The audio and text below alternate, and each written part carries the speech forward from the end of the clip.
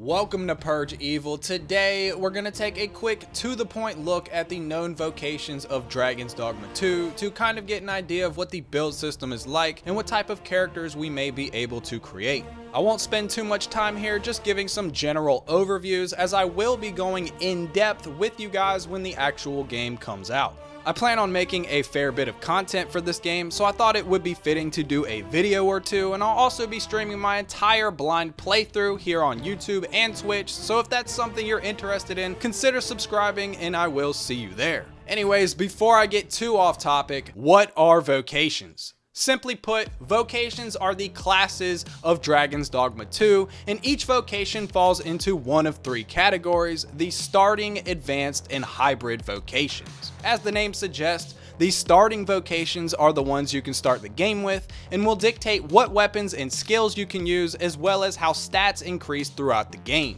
We have four options to choose from: fighter, mage, thief, and archer.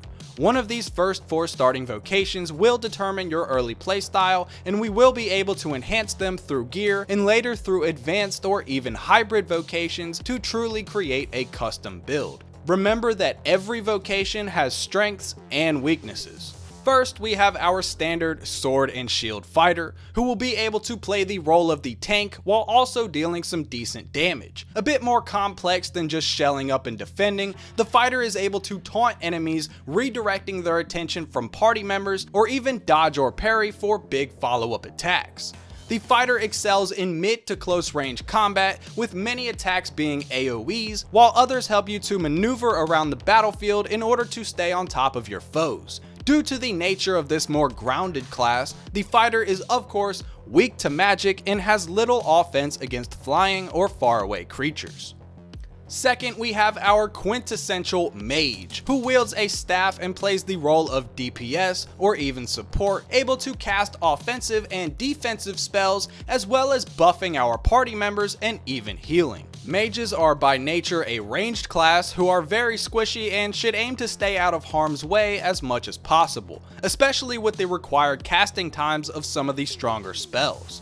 They can really do it all, from fire to lightning spells, imbuing allies' weapons with these elements, or even conjuring a shield of magical energy to block incoming attacks. This definitely looks to be one of the strongest vocations outright, if not in damage but in utility, as it is extremely flexible between the support and damage roles.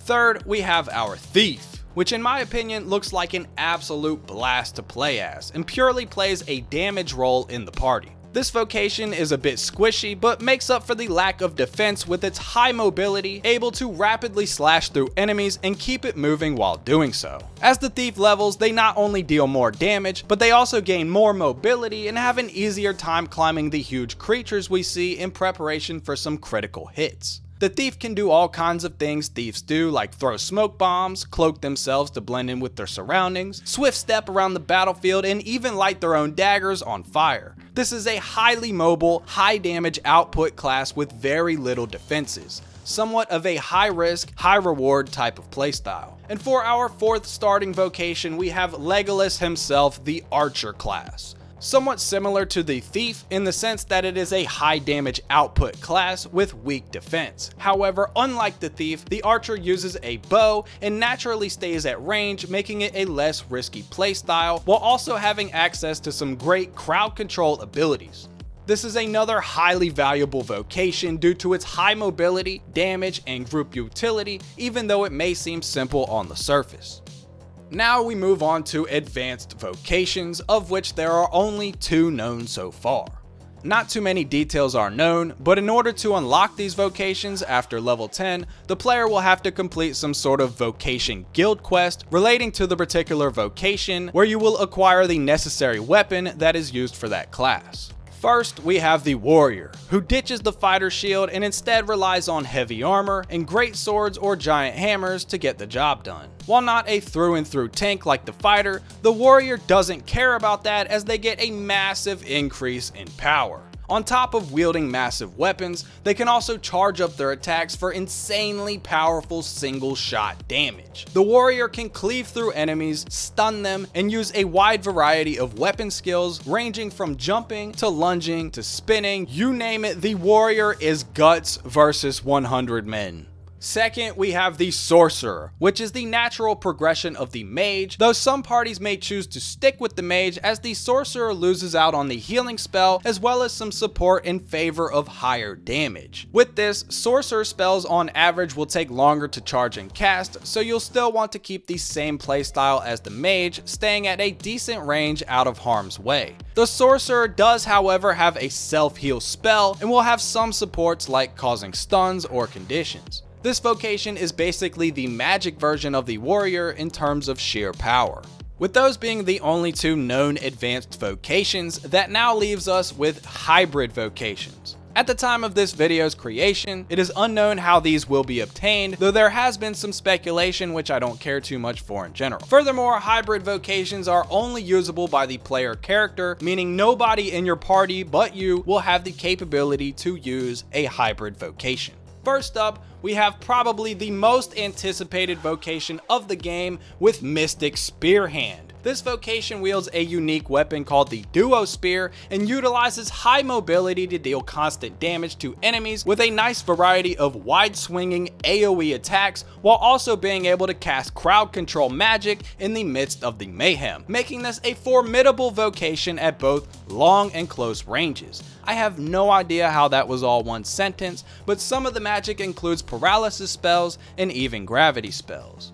Second, for hybrids, we have the Magic Archer, which as the name suggests is simply an archer who can use magic. Though it isn't actually that simple, as this vocation doesn't even fire regular arrows, instead firing arrows made out of pure magic.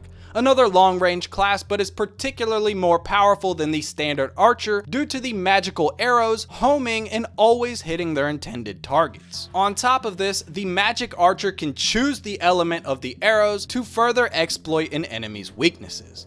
Next up, we have the mysterious Trickster, a very unique vocation to say the least. The Trickster wields a unique weapon called the Censer, with which they use to create smoke in order to conjure illusions. Among other things, you'll be able to confuse a group of enemies, cause them to attack each other, create a clone of yourself to distract attackers, or even create illusions of false ground to send unwitting foes plummeting to their grave. On top of this, the Trickster can even buff the power of their allies. Truly, not much is known about this vocation yet, but it seems to be great for a support role and to just have fun f***ing with your enemies.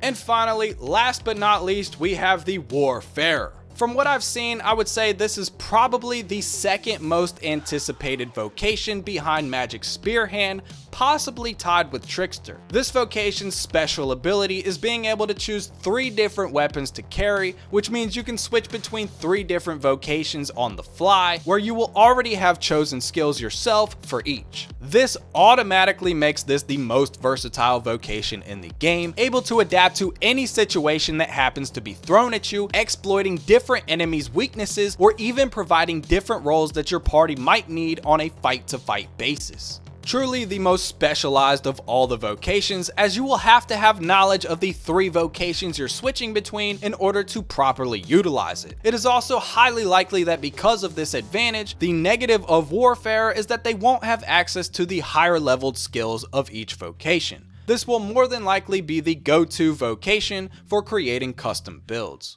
And with that, we close out the vocations that are known at this point. If you found this video helpful or enjoyed it in any way, make sure to subscribe and let me know down in the comments your thoughts about the vocations, or if you have any further knowledge of them, definitely let us know. When the game actually releases, I will be creating an in-depth guide of the vocations, or multiple guides, we'll see. But bottom line is I will definitely be making builds, as that is the most exciting thing to me in any RPG, which is being able to create and roleplay different characters. But alas, I will take no more of your time. If you have made it to this point, I just want to say thank you for stopping by, and until next time, purge evil. Yeah, crown in my palm, but I ain't put it on. Yeah, crown in my palm, but I ain't put it on. Yeah, crown in my palm, but I ain't put it on. Yeah, crown in my palm, but I ain't put it on yet.